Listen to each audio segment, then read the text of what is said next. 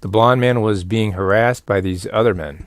It looked as though they, 3 or more men, being the balanced, stabbed way.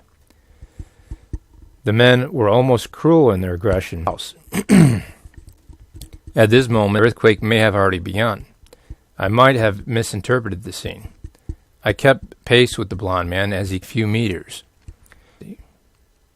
There was a sense of urgency as we made our way towards the road.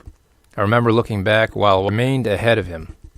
I don't know if I was guiding him towards the end of the driveway. I don't know if I was unobserved. Before we make it to the road, I looked away to my right, observed a machine within a glare of light. The image I observed was momentary. I seen a dog-like machine, but had a glass half-oval dome covering the entire upper portion of its body, above the legs.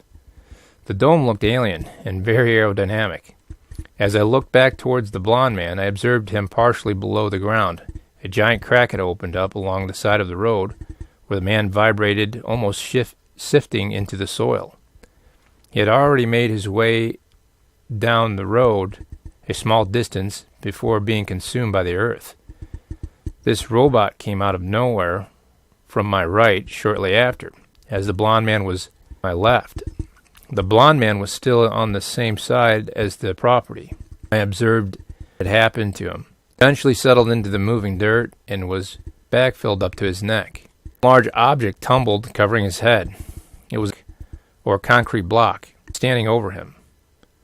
In a timeless shift, I was standing over him. I cannot remember if the earth stopped moving. The situation seemed more frenzied. Some soil and the heavy block that was covering the man's head was removed. I cannot explain how the debris was removed. Anxiety hit. At this point, I was horrified in finding he was still alive. The blond man seemed okay. I was literally taken back from the scene. The back of his head was still. I was close to see that he was murmuring, seemingly unaffected by his. There was no sound to determine any audible language or dialect. I struggled from my angle to see his lips move several more times. I was behind, but more to the. Then another. I was even further from him on this second shift. At this point in the event, the robot-looking dog arrived. Was the blond man communicating with this robot with a Bluetooth? Did he call this machine? This machine was swift.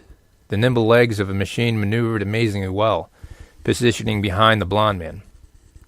I can clearly recall a flap of some sort dropping like a lower jaw from the underside of this domed machine. The machine initiated some function and effort of pulling on the man. I have no recollection of this man's fate past this point. The anxiety of the moment was still fresh when I first recalled the observation on the morning of November 30th, 2018. It was only then, after waking up, that I began asking all these questions. Again, the whole observation went without any questioning. I grasped at questions that may have helped preserve the observation upon waking. I cannot say why I was unable to question any of it during the observation. The time was around, or very close to, 5:20 a.m. EST, 11:30:18. I want to say 5:17 a.m. EST.